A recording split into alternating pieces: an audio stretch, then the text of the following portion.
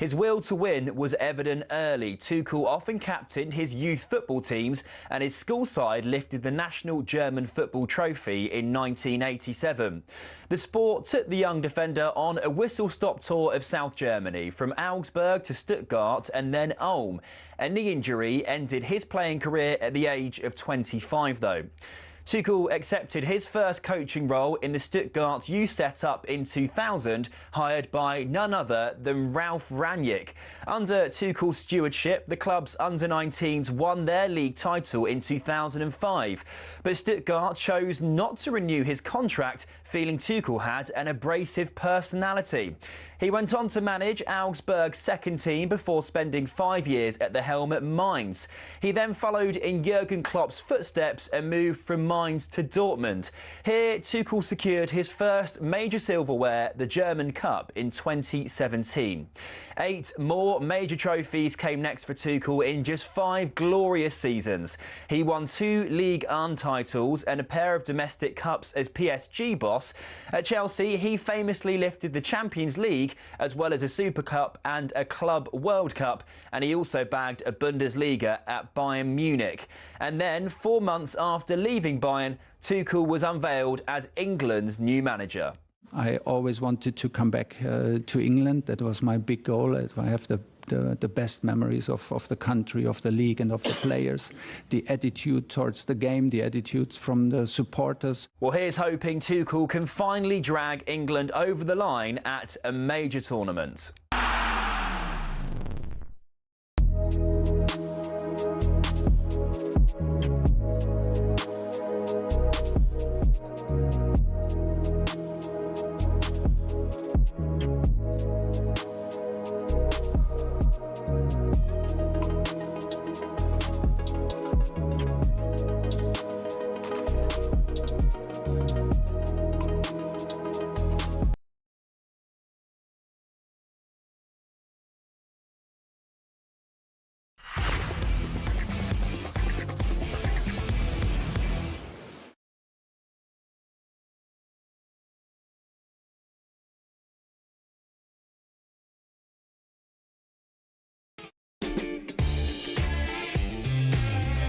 Good morning, I'm Sam Quek and you're listening to Early Sports Breakfast as we build up to talkSPORT Breakfast at 6 a.m.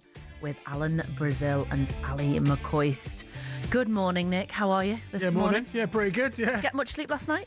No, I did not get... It's one of those nights. You're normally an early one as well, aren't you? In bed by like 7 normally? Yeah, I listened to about 7 podcasts, some good ones about geopolitics. I can recommend Tim Marshall. Look him up. He's great on like the geography of conflict and politics around the world and how the geography of the planet shapes these conflicts and what leaders want. Anyway, no wonder you fall asleep so early. Action. We'll start at St James's Park today. VAR stole the show again, not in a good way, but advantage City in that one over Newcastle. We'll preview today's AFCON semi-finals. It's Mane versus Salah round 3. Salah desperate, isn't he, for some AFCON success? Yeah, maybe to sort of cement that legacy as the King of Egypt. Plus, we'll look ahead to Liam Rossini's Chelsea hosting Arsenal in the Carabao Cup, and we're going to ask which of these 4 managers in the Carabao Cup needs this trophy the most. Get involved on the usual number. Call us 0371 722 3344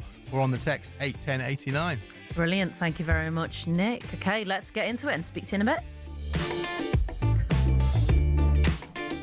Okay, it's advantage Man City after their Carabao Cup semi-final leg with Newcastle.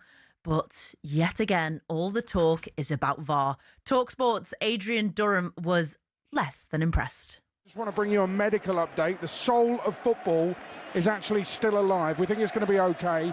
Just to recap, the soul of football almost died earlier tonight here at St James Park while we waited 5 minutes for people in a room 300 miles away to study pixels of Nick Pope's backside to see if Erling Haaland was offside.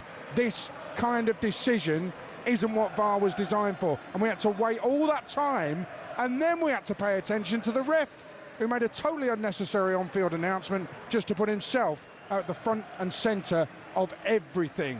And by the way, last week there was a 5 centimetre tolerance for offside. This week it seems to have disappeared. FA Cup, brilliant without VAR. Please take note, Howard Webb. angry, sad, frustrated, annoyed. Lots of emotion there in Adrian's voice. And I'm sure a lot of people were feeling the same at home, whether you supported Newcastle or not. This was the reaction of the Newcastle boss as he was asked what he made of the call to disallow Semenyo's second. And from your viewpoint, how did you make the VAR situation? How did you see it? I didn't see it, so I've got no idea whether it was the right call, wrong call, or why it took so long, so I've got no opinion. But it is important that these marginal calls are correct, considering how long it did take tonight. Yeah, I think, as I said earlier, as long as you look, no one wants that kind of delay in terms of time, and I don't think it should take that long. But if that is the delay for getting the right decision, then I support it. And after that response, Jason Cundy called Howe a bottle job for not giving an honest response. This is what makes me sick about managers, all right? The hypocrisy. The hypocrisy. They're all at it. So Newcastle fans, don't at me. But tonight, Eddie Howe's getting it. What? How can you come out and say I haven't got an opinion on it? Every manager has got an opinion on every situation. Let me tell you, had it been the other way round, he'd have had an opinion. He's bottled that, Eddie Howe. Said he didn't see it. Come on, there's been enough time now. You know how many screens are in the dugout? And that really annoys every football fan. Again, it's not just Newcastle. They're all the same. Yep. When a decision goes for them, you won't hear anything from them. They well, I haven't seen it, giving it the usual what Elson Wenger used to say. Soon as it's against them, they have got an opinion on absolutely everything. He must just be so frustrated. It's one of them, isn't it, with Eddie Howe, where you think, actually, is he just so frustrated and sick and tired of the constant... what feels like mistakes VAR is doing over the last few years and this season. I think, you see VAR. I read somewhere yesterday that the mistakes are up and have risen in the first half of the Premier League this season. Key match incidents, a panel showing that mistakes have increased 30% season on season, which is just ridiculous. And you'd like to think it'd go the other way, wouldn't you, with the use of VAR and getting used to it.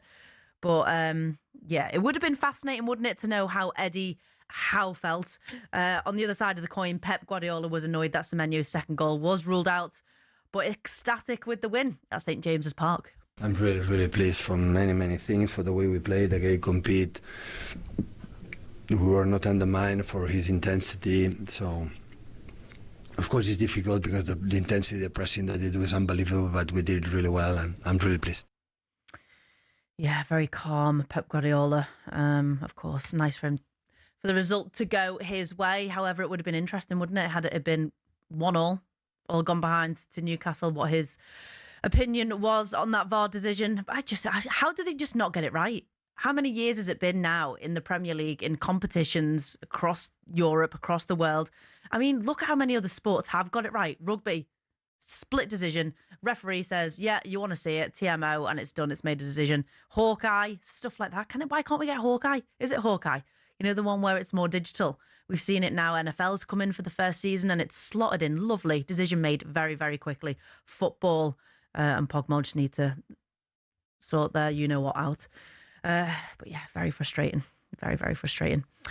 Okay, let's move over to Manchester United now. Michael Carrick says he knows what it takes to succeed at Old Trafford after being appointed Manchester United's head coach until the end of the season, replacing the sacked Ruben Amorim. Carrick's told the Inside Carrington podcast that he wants to bring back some success. It's an unbelievable football club, my favourite one in the world, and it has quite extremes at times. The highs are high and the disappointments can be low, and that's why it's worth the success and the effort to try and get there, because when you get there, it means something. So massively driven to feel that and to help other people feel that. Yeah, it's always one of them positives, isn't it? Having a former player, a former successful player at the club, former captain, 5 Premier League titles, won the Champions League in 2008. So, yeah, of course, knows what it takes to win. You'd like to think he can pass that down to some of the other players and what it means to have the United badge on their chest. I think people always talk about the weight of the United shirt. So hopefully he can help players get to where they need to be in, 17 games left of the season. And one of those games, his first game in charge against City at Old Trafford, and that's going to be live on talkSPORT this Saturday lunchtime. Dean Ashton told us Carrick will be under pressure from the start. Look, Michael Carrick's got to come in, and we've just talked about some of the positives that I think he will bring to the club. But ultimately, it is Manchester United. So every single game, every single decision will be massively scrutinised. Can he handle that on a longer-term basis for the rest of the season? He's a very calm person in general, I think, whenever I've come across him. So he's going to need that, because the pressure's going to be there for sure right from the off, to get Manchester United playing, as they all want, a bit more attacking football. Yeah, it's a funny one, pressure, isn't it? Like, where's that pressure coming from? Of course, the pressure for results, to get into Europe. But Manchester United fans, are you putting pressure on Michael Carrick to get you where you need to be as soon as possible? Are you going to get frustrated? Are you starting to get angry with the situation? Or actually, do you feel, with Michael Carrick being a former club player and a successful one at that, obviously he has experience being at Borough, did well there. He got them to their first cup final since 2004, didn't he, when he was there? Finished 8th with Borough, finished 4th. Is a lovely guy, knows what to do. What are your thoughts on Michael Carrick being appointed? Is he the right guy for the rest of the season? Can he get the job done? And are you putting pressure on him? And why are you putting pressure on him as a fan? Let us know what your thoughts are. Get in touch. But also what we want to know your thoughts on as well. When it comes to the Carabao Cup, who needs it most this season? Of course, Manchester City, for Pep Guardiola. They've not won a trophy for 2 years now. He doesn't want it, does he, Pep? He needs a little bit of silver to go back in the trophy cabinet. The last time he won a trophy was 2004, and that was the Premier League title. Eddie Howe as well. The win last year, wants to capitalise on that and to show the owners that he can do back-to-back, but an uphill battle for him after losing 2-0 last night. And what about Arteta? In pole position for the Premier League. Obviously wants to put all of his eggs in there. Can you imagine Premier League champions Arsenal again? But can he put all his eggs in that basket? Are they going to win? Is that it? City finding form, coming back hard. You can't write them off. So, yeah, maybe a Carabao League Cup just to top things off. And, of course, Rossini at Chelsea, wanting to show Chelsea owners he's got what it takes. And, again, is the pressure for him to deliver a trophy when he's come into the team so early? 03717 22 3344 or text 81089. Lots more Carabao action as well for you tonight. This is Early Breakfast on talkSPORT with me, Sam Quek. Up next, we'll go over the back pages and hear what Arsene Wenger's new proposals for offsides is and why it's not fancied by FIFA.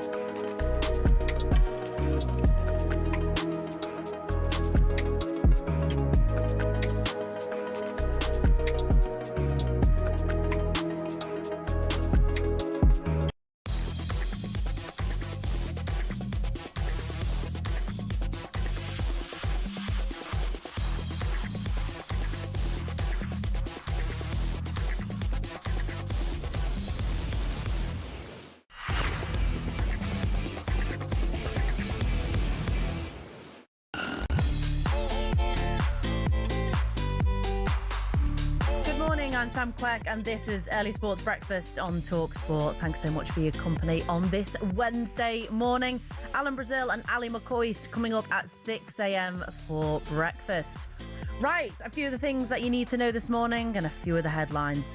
Bryson DeChambeau, Jon Rahm and Cam Smith have all committed themselves to LIV Golf after the PGA Tour offered them a way back from the Saudi breakaway league without bans. Also, Super Bowl winning head coach Mike Tomlin has stepped down from the Pittsburgh Steelers after 19 years. He won a Super Bowl in 2009, led the team to 3 playoff appearances and 8 division titles, but in recent years he didn't get the team to a playoff win. This comes after Monday's 30-6 wildcard round defeat to the Houston Texans.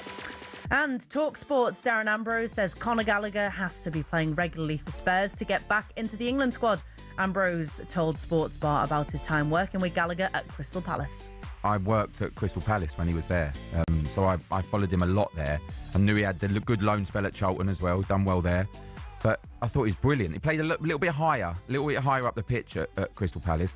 That's why he got a few goals. I think he got 8 Premier League goals maybe in that season than he does now for Atletico. I think Diego Simeone has him a little bit deeper, but the energy, and Simon Jordan mentioned that, the energy that he brings is like a Duracell battery. That's what the Palace fans He works incredibly hard. Really box to box, up and down. And as I said, at Palace, he was a good goal scorer. The only thing I don't want to see it halt the progress of Archie Gray, of Lucas Bergvall, and players like that. But Spurs need that injection of energy, that injection of experience, which is what Conor Gallagher's not got now. He's not young and he's not old, but he's experienced. He's gone away into Europe and he's done well there. And for more on the day's biggest stories, go to talksport.com. You can also watch talkSPORT on your TV. Samsung, LG, Fire TV, Apple TV, Chromecast, Android and Google TV, even Prime Video. Wherever you watch, we will be there. OK, I've been asking for your calls this morning, whether Manchester United fans are you going to be putting pressure on Michael Carrick. And we've got Sammy, the United fan, on the line. Good morning, Sammy. Good morning, Sam. Pleasure speaking to you. How are you? Yeah, good, thanks. Thanks for ringing in. So go on then, how are you feeling about Michael Carrick, and do you think he's got pressure from the off on this Manchester derby on Saturday? Yeah, I do believe, of course, he's got pressure. So he's going to come with a job coaching Man United, but I believe he's a Man United legend. I'm happy about him getting the job, and I just hope that because there's been put names out there, but there's no name out there that's going to take over. I believe if he does well, and the players are playing for him and playing for the club, and he knows how to get. He's been a part of the dressing room, being part of successful teams. I believe that we should stick with him and believe in him and back him all the way. Yeah, I think a lot of Manchester United fans are feeling the same, isn't it? You've got to back your own. I think. What if then he goes on a run, gets the team firing? One win after another, a draw, maybe a few wins, a loss in there. But it's enough to get you into a Champions League spot. Yeah. What then at the end of the season? Are you still going to be looking for a so-called more experienced manager when it comes to winning titles?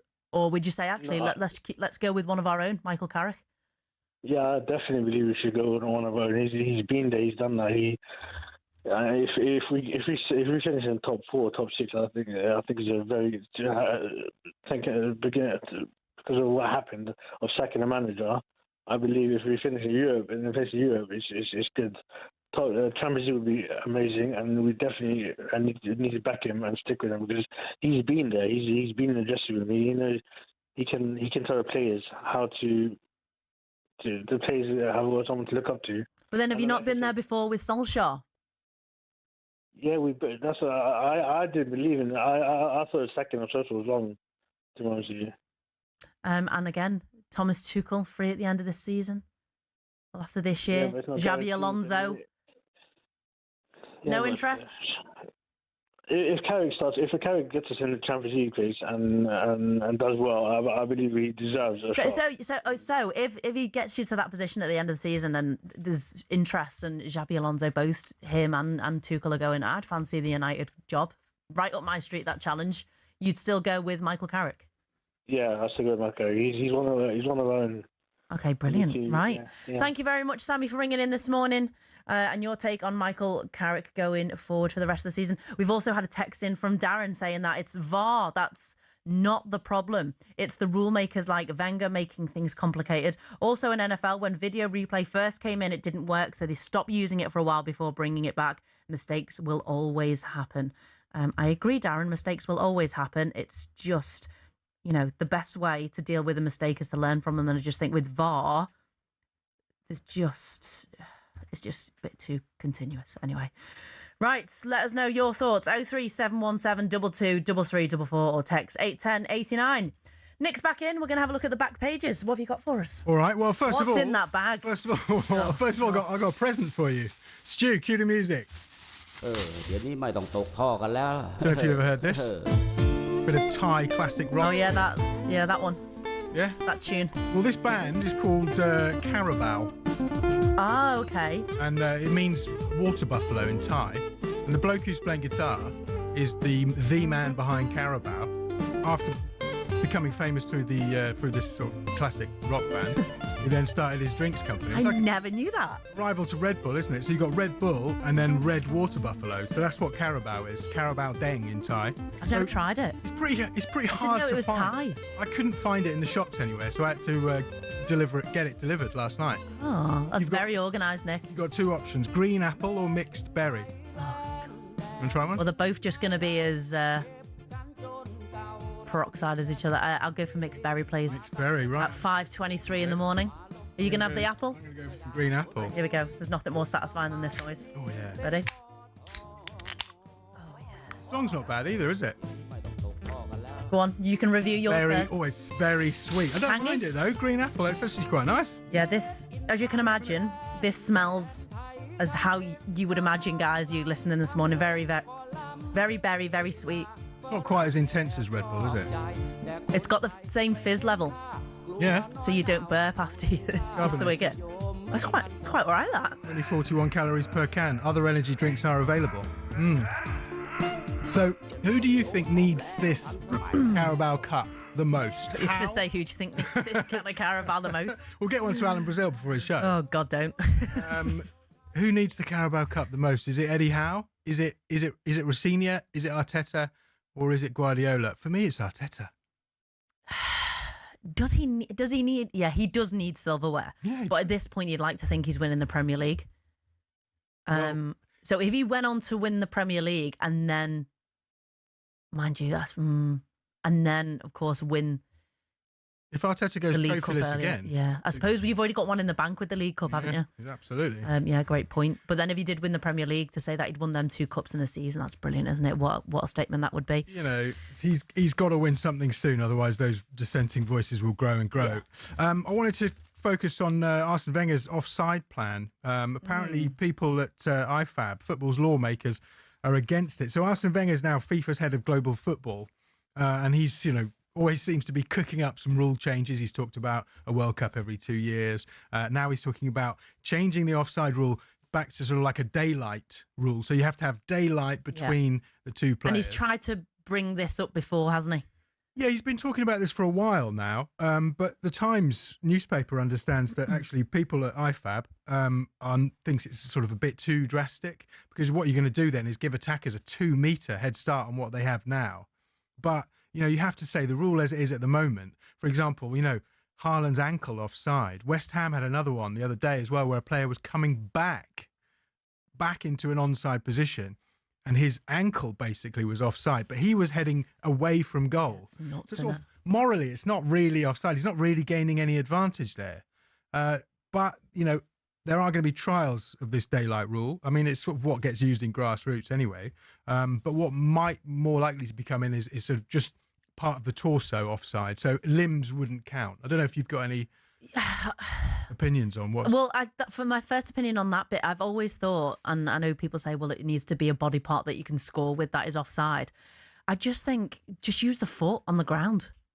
Yeah. Just like whatever foot is on the ground at the time, and of course there's going to be times when there's not, but you can still draw a line from a picture from where the foot is. It should just be the foot or the toe offside. None of this like shoulder or chin ear, whatever it is. So that's my opinion on that. But the daylight one, it's a different game, I think, in my opinion. I think defenders, attackers will both have to relearn how to gain an advantage on your opposition, how to defend your attacker, so that actually, how do I put myself in the best opportunity to make sure that actually they're not that far ahead? Because a yard or two is a lot of time, especially when you're coming up to these fast athletes who can explode and go on to have such a big advantage. I think it's a different game altogether. Absolutely. And also, I mean, I think potentially the situation that is at the moment is leading to us having sort of bigger attackers. Like those little small, quick, nippy attackers that we used to see, like Michael Owen, Jermaine Defoe, Pippo Inzaghi going back a bit. You know, we don't see so many of those because, you know, they used to be able to get ahead of their man, whereas now, if you're a striker, you can't really start. You can't get a head start on the defender. Yeah. So I wonder if that, you know, this sort of rise in massive strikers is partly down to the because to have daylight between two players, that it's. Quick mention of quite an unsavoury story that captain of Swindon Town, Ollie Clark, has been given a 7-match ban, and he was found to have committed a highly violating act upon 2 opponents. You know, on their sort of, they said private body parts, but apparently what he did was so disgusting, it's been redacted from an FA report. Ollie Clark's been fined £2,750, a week's wages, playing at Swindon under Ian Hollywood there. Yeah, so it's pretty unsavoury. I was wondering if you ever had seen anything like this in the world of hockey. Well, when it says private parts for guys, I presume that's only one body part I'm thinking of. I mean, they didn't say it's been redacted, so you know we can only speculate. But no, in hockey, actually, no private parts were touched during any time. People behave themselves a bit better. Oh yeah, it was more like trash talk, and I can't say that live on the radio this time. But I do believe in other sports, there's a lot of that type of stuff that goes on and unseen. I know judo. Yeah. I knew a judo athlete. Judoka. Yeah. And they said at times when they were in hold, to get someone off the hold, they put pressure on a certain area of the body. Also water polo as well. Oh, there's a lot going on. A lot goes on in the water under there because it's only officiated above the surface. They grow their nails out, apparently. Yeah. And toenails. Yeah, kicking, scratching, pinching, you name it. And NFL as well. When the ball comes loose, there's a massive pile on. Yeah. And speaking to Osio Manura, who was part of our show on the Sundays, he says that there's all sorts that goes on under there. And there was actually a clip I saw at the weekend where someone's been caught doing the exact same thing. And well, it's not right. Touching and squeezing a favourable bit of the body. Get it right. So there's going to be a bit of a fine for that player as well. 100%. No one goes onto the field for that, do they? Let's be honest. Unless you do, Nick. I do not. No, never. Right, is that it? Any little bits? It's time for a break, I think. Lovely, sounds good. Thank you very much for the can of Carabao. That'll get me bouncing off the walls. Yeah. Thank you very much, Nick. Okay, I'm Sam Quek, and this is Early Sports Breakfast. Up next, we'll go with the front pages and tell you how you can win an all-expenses trip to the Super Bowl.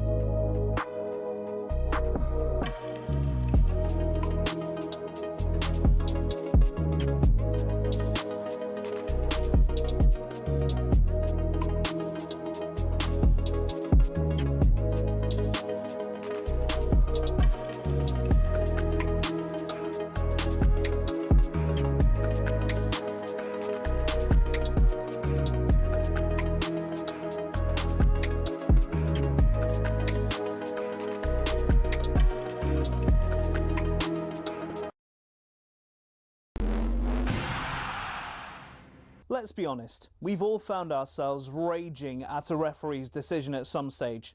Something like this? That is an absolutely shocking decision. They've got a case in that it was a bad decision. It's such a poor decision. Yeah, I think he's just made a bad decision in that instance. But what does it take to get to the very top level of football refereeing?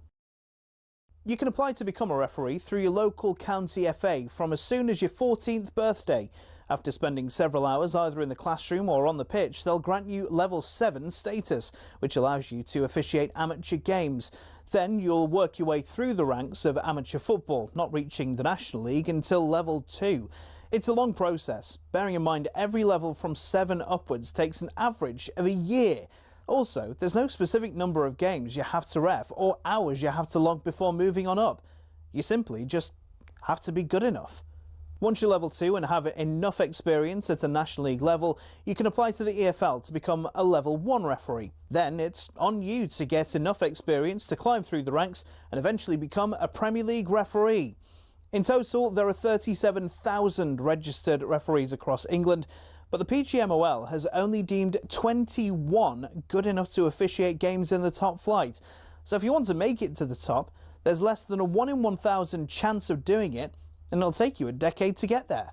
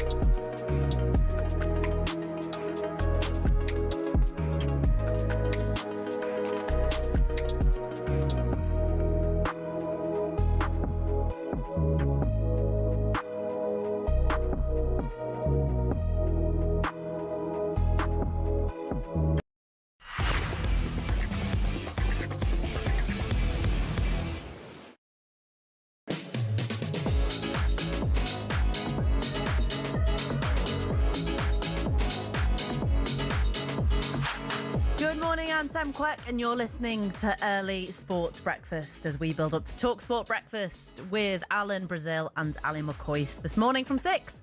Some of the headlines that you're waking up to this Wednesday morning.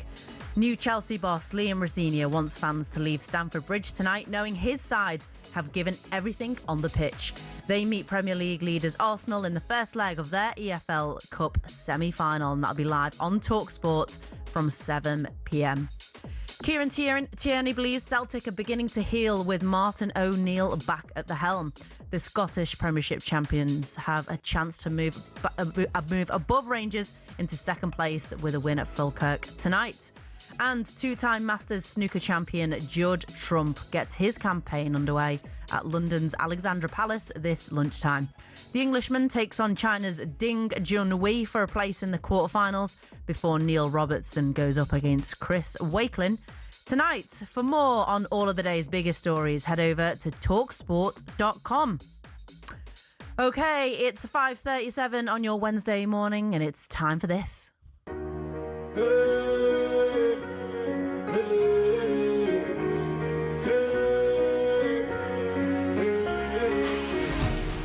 The best place on earth.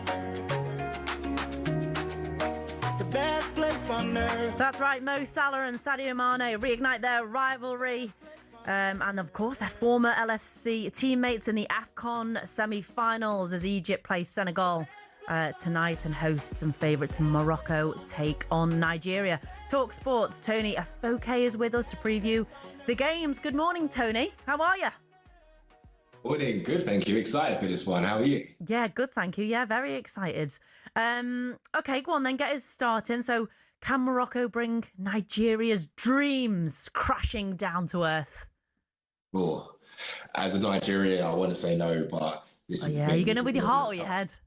Yeah, I'm going... Do you know what? I'm going with my heart. And the reason I'm going to go with my heart is because I think Nigeria have looked like the best team this tournament. I think for a recent time, this is the best I've ever seen Nigeria play in decades. I think they've been playing so well this whole tournament, the chances that they're creating. And I think they have the best front three with the likes of Ademola Lookman, Victor Osimhen, and Akol Adams. However, going into that stadium tonight is one thing I noticed with watching Morocco is that in that massive stadium, Prince Moulay Hassan Stadium, there's 65,000 Moroccan fans. Every time the opposition gets the ball, you can't hear yourself think.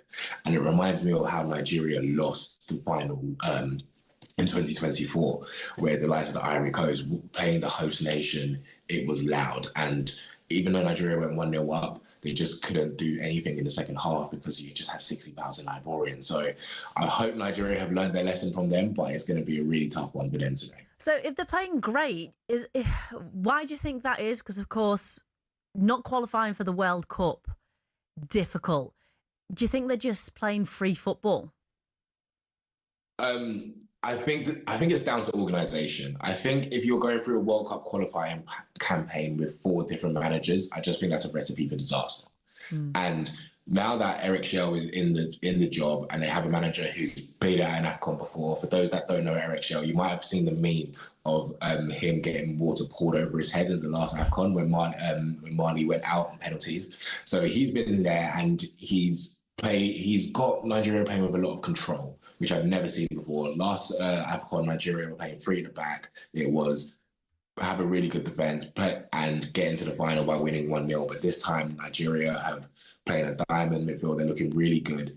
And honestly, I've never seen them play like this before. So this is the thing. It's annoying as a Nigerian because I'm watching us play so well. I'm thinking, how did we not qualify for the World Cup? But it's frustrating, if you have 4 different managers. What a bit of structure and consistency can do just makes players feel more comfortable and have purpose. But that's going to be a great game. Nigeria versus Morocco at 8 p.m. kickoff tonight. The earlier game, Senegal versus Egypt. We've got to talk about Salah. Huge game. He's obviously got that duck. He's never won an AFCON. Do you think he can do it? Obviously, first of all, get to the final and then potentially win. But let's talk about tonight. Yeah, this is legacy defining for Mo Salah. Like, if you forget everything that's happened this season with Liverpool, Egypt have won the most AFCONs. And Egypt won 3 AFCONs during the mid-2000s. And if you're going to be one of Egypt's greatest players, you need to have an AFCON. And the way he has to do it, he has to go up against his old teammate and rival, Sadio Mane. And Senegal, who really and truly kind of have the best team on paper, with the likes of Nicholas Jackson, Iliman and Jai, Ismail Sarr. Senegal had a really good team. And Egypt, in Mo Salah's own words, he said, you know what, there's a lot of local players in Egypt and we're just taking it game by game. So this is a huge one for Mo Salah because this could be one of his last chances to win an AFCON. And I'm not sure if he will ever be seen as Africa's greatest if he's not won an AFCON. So this is going to be huge for him. How he has to do it, he has to go up against a half-decent Senegal team and then probably go up against Nigeria and Morocco. So it's not going to be easy. And Egypt are going to have to play some really good football. But you never know with AFCON. This is the thing. You never know what's going to happen. I'm surprised that they got past Ivory Coast, so they could do something against Senegal today. Yeah, 2010 was the last time Egypt won. So, and I think Mo Salah wasn't even in, was that the year after he joined the team? But yeah, massive pressure on him for the reasons like you say. What about the tournament itself? How has it been received in Morocco? Of course, ahead of the World Cup in 2030. You know what? This has been like I've always been saying this has been a little dress rehearsal for the World Cup in 2030. And it's been received quite well. At the start, the weather wasn't great. It was a lot of rain. It was, even though people were still out there, I wasn't enjoying it because the weather was absolutely awful. But Moroccan fans were still there cheering on their team. And I think that's what they've done from the start. I think it's been received quite well. However, in Morocco, there were protests before the AFCON because of how much money they pumped into football. And Moroccans are very proud of their country. They're not upset that the money's been pumped in for football, but at the same time, if they don't win, it's going to be like, what's the whole point of doing this? They had that really good World Cup in 2022, and they've won the Under-20 World Cup. So they just need to prove and show that, you know what, they've done the right thing with building all these stadiums and all this new infrastructure for football and win an AFCON, because Morocco have not won an AFCON since the 80s. So like, for a lot of people, they want to see Morocco do well. Yeah, results. That's for sure. Tony, thank you so much for joining us this morning. I know it's very, very early, but yeah, Senegal versus Egypt kicks off at 5 p.m. and Nigeria versus Morocco at 8. Enjoy watching that one, Tony. Thank you all. Cheers. Okay, thanks to you as well at home for getting in touch or wherever you are on the road at work. Jill, the Man U fan, says, hi, Sam. I'm happy with Carrick. No pressure from me. He's United through and through, and I'd like Tuchel in the summer.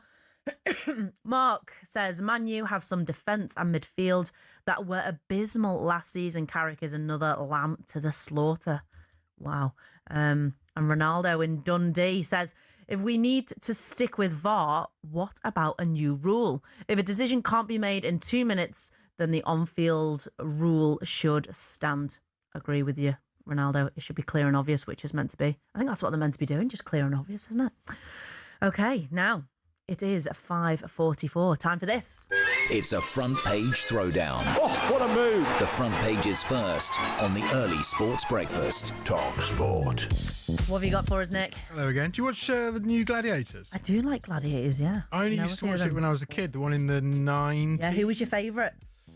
Shadow on the old, what was was it the Pugil Sticks? Yeah. He was unbeatable on that. He was great. And also Saracen on the rings. Yes. Amazing. I love Jet. She was my favourite. Yeah, Jet was the one we all fancied when we were in school. Yeah. Diane Udall, her name is, I think. Oh. Wasn't she a gymnast, I think, before? I haven't seen the new one, right? But it's back again for another series. You've been watching that as well, because the kids are loving it. Yeah, my kids love it. I went to the live tour, and the kids just go wild. Was it good, the for live it. show? Yeah, they did a really good job considering like what they have to bring on to keep the flow going. But yeah, the kids love it. Oh. They love it. I might tune in for this. Starts again. I want to say one of my former hockey mates is on it as well as a contender. Ellie. Right. So if you see anyone Scottish called Ellie, I always remember that's the guy, the American bloke, was it Wesley Two Scoops, who used to win? Like, do you remember they used to have like Two Scoops. USA? I think because he used to have protein powder. His mum made him have 2 scoops of vegetables. He didn't want to eat his vegetables, so his nickname was Wesley Two Scoops. Anyway, you do anything to sort of beat the January blues? There's the top 10 here of what Brits are up to, sort of beat the January blues after Storm. Yeah, I always feel like I need a cleanse, like wardrobes. What, new clothes? No, not you. Just sorting stuff out. Oh right. Because there's so many clothes I have where I'm like, I'm going to fit into that again. I'm not. I've not wore it for like 2 years. It's not on the top 10 apparently. Eat a chocolate bar to yourself. 47% of people. Oh, wild. I did that on a weekly basis, mate. Yeah. What's your favourite chocolate bar? Boost. Boost. Love a Boost. They're quite intense, those. Wearing cosy socks, number 4. 29% of people are doing that. Go on a crisp wintry walk. Yep. I think the most important thing is get outside and get some sunshine. Just very finally, a car dumped on a railway line is an extreme example of bad parking. It was Nissan Micra found near the Shed Museum in Bristol. Can't park there, mate. On the railway tracks. Have you ever had any parking nightmares? No, I'm a bit of a stickler with parking. But you're probably quite a good driver, right? I love a good parallel park. There's nothing better when everyone's watching you in a high street and they're thinking she's not going to get in there. And in you go, ooh. Just a little... I'm sad, aren't I? Little wave to the crowd as you get out of the car. Yeah, but then also there's nothing worse as well than just absolutely failing at it. So embarrassing. You get all hot and sweaty. You have to turn the music down. Coming back for a third go. Yeah. Well, or just do a Yui and go elsewhere. We've all been there. You didn't end up on the railway tracks, so you're doing something right. Is that someone abandoned it or parked? Well, whereabout is it? It says it remains a mystery while this car was left on the track. Stunned workers eventually managed to move the car to a safer place. This is near Shed Museum in Bristol, right by the docks there. Right. Yeah. There you go. There we go. Right. Thank you very much. Cheers. Mate. Cheers. Okay, it is 5:47 up next. We'll look ahead at tonight's Carabao second semi-final as Arsenal go to Chelsea.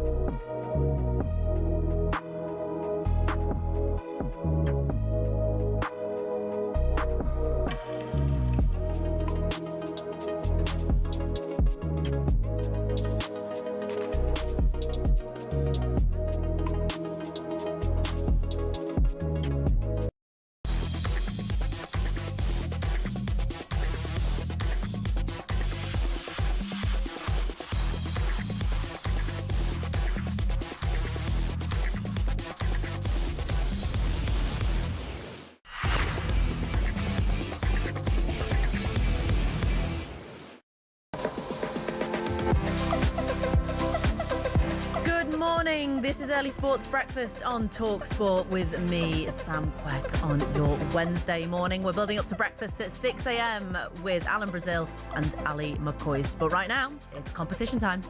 Be there for Super Bowl 60 on talkSPORT. That's right. You could be going to Super Bowl 60 in the Bay Area of San Francisco. I'm going. Come join me. I cannot wait. It's going to be great. We've had the wild card weekend and we go into the divisionals. 2 more weekends worth of playing before we find out who is heading to the Super Bowl. And you could be there thanks to talkSPORT. It's giving you and a mate a chance to win tickets to the Super Bowl on Sunday, the 8th of February. Plus, return flights to San Francisco, 3 nights accommodation and spending money. So this is how to enter. You must text WIN to 83338. Texts cost £2.50 plus your standard network rate, or you can call 0343 418 7260. Lines close on the 22nd of January 2026 at 4 p.m. And that's also when you need to answer your phone if it rings. You've got to be 18 or over and a UK resident only. This is a network promotion. For full T's and C's, they can be found at talksport.com. So for your chance to win, text WIN to 83338 right now. Be there for Super Bowl 60 on talkSPORT. Right, earlier this morning, we've been asking who needs the Carabao Cup trophy the most. We were saying Arteta could do with one. He's not won one since the FA Cup in his first season in 2020. Nothing since. So, yeah, it could be a nice start for them this season.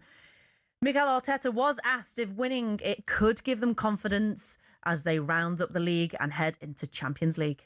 Well, the more you are involved in these kind of games, the better, because it gives you a nudge, it brings the team a different kind of energy, and it gives you the sense that the objective is very, very close, and that's a massive motivation for everybody. So we know that we are 2 games away from playing a final. We have to go game by game, and the first one is Stamford Bridge, and we know we have a really tough opponent in front. Meanwhile, Liam Rosenior wants 6 years at Chelsea to build a team like Arteta's had at Arsenal. Good luck with that one, Liam. I mean, let's just have a little pause and look at the managers that have been at Chelsea over the previous few years under Bluco. Let's start. Thomas Tuchel, 3.5 months, of course, was there before. Graham Potter. Are we going to go higher or lower? I feel like we can do that. Higher or lower? Higher. 7 months. Next up, Pochettino. Higher or lower than 7 months? Oh, 11 months. It's higher. And lastly, Enzo Maresco. Higher or lower? 18 months. So, yeah, getting longer, more and more time at the helm at Chelsea. But, of course, it'll be interesting to see how Rosenior lines his team up to face Arsenal tonight as he looks to make a big impression. He disagrees that Arsenal are just a set-piece football club. It's not about taking the game back in time. You manage your 1% to be as good a team to win as many different ways as possible. I respect them. I think they'll respect us because we're a good team as well. But no, like, people can talk. I don't know who's calling them set piece FC. I'm definitely not. I think they're a team who are very good without the ball. I think they have a really, really clear idea in the way they want to play with the ball. And on top of that, they're very, very well organised with good delivery on set plays. That's what you want to be if you want to be successful. And, that's the idea for every coach. Oh, Chelsea are defo going to concede a load of set pieces, aren't they, tonight? Right, Chelsea versus Arsenal is live tonight on talkSPORT from 7 p.m. And finally, Alan Brazil's outside getting ready for the show. Just time to play you this from yesterday when Jeff Stelling and Ali McCoist reacted to the news. Thrash metal band Megadeth want to play a show in space. Morning, this is talkSPORT Breakfast. I'm Jeff Stelling. Ali McCoist is with me, and that, of course, was the wonderful Holy War's Punishment. Holy War's Punishment due by the heavy metal heroes Megadeth. It was. I cannot believe we've got Megadeth on talkSPORT Breakfast. Megadeth, yeah. You're not a fan. I love them. One of the great American thrash bands. They're right up there with Slayer and Anthrax. Technically complex guitar work. I mean, I can't get enough of Megadeth. Get me out of here. Get me out of here immediately. It's garbage. We'll have to find out, won't we, if Alan's a Megadeth fan. Right, thanks very much for getting in touch this morning. Craig says, as a Liverpool fan, I can't see the hatreds towards Ollie. He was arguably their best manager recently and had a clear way of playing. Carrick will do a job, but he's not a world beater. Connor says, who said Carrick was United through and through? He's from Newcastle, isn't he? And anonymous, Sir Alex and the old Man United players are like a bad smell, as Keane said. They should get Tuchel or Luis Enrique in.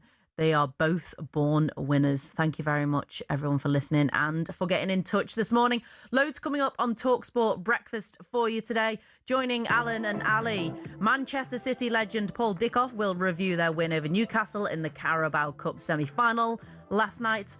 Pro golfer Eddie Pepperell joins the boys to discuss Brooks Koepka's return to the PGA Tour from LIV. And you've been listening to Early Sports Breakfast with me, Sam Quek. Have a lovely day. Alan and Ali on the way.